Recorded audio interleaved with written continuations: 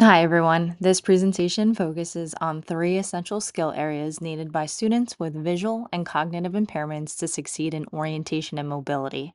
I'll also share a scenario showing how the skills work together and end with key best practice takeaways from the module.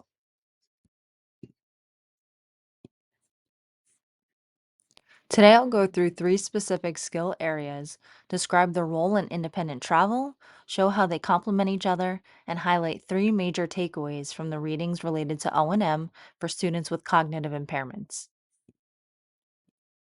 Let's begin with talking about selected skill areas. Skill area number one, attention. Attention refers to a student's ability to stay engaged long enough to receive information, respond to prompts, and stay safe during travel. For many students, though, attention can fluctuate, so O&M specialists plan lessons that maintain engagement and keep directions clear, simple, and timely. Skill area number two, memory.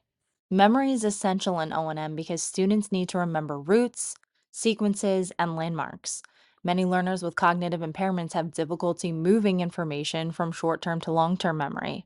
So, encoding strategies like repetition, music, or consistent routines are critical for building travel confidence.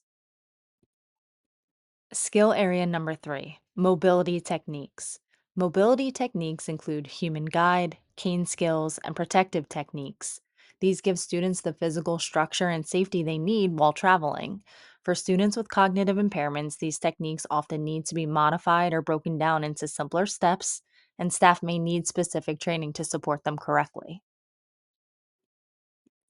Here's an example of how these three skill areas can work together.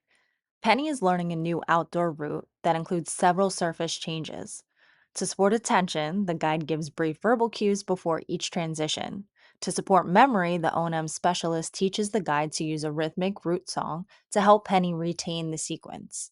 And through mobility techniques, specifically human guide, Penny stays aligned, safe, and has enough time to prepare for each step. These three areas reinforce each other and create a safe and meaningful learning experience.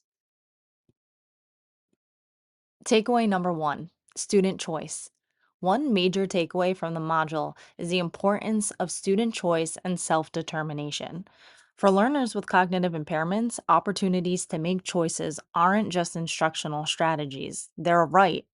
Offering meaningful choices helps students gain more control, confidence, and ownership during their travel. Takeaway number two, structure works. The second takeaway is that structured, predictable, and functional instruction is best practice. This includes task analysis, consistent routines, repeated practice, and embedding O&M skills into daily life. Predictability helps reduce anxiety and it supports memory and attention. And takeaway number three, adapt and collaborate. The third takeaway is the need for adaptive techniques and strong team collaboration. Many students require modified human guide techniques, slower pace, or specific safety adjustments. Training staff across settings ensures the student receives consistent support and reduces safety risks. In summary, attention, memory, and mobility techniques are deeply interconnected and essential for developing safe and independent travelers.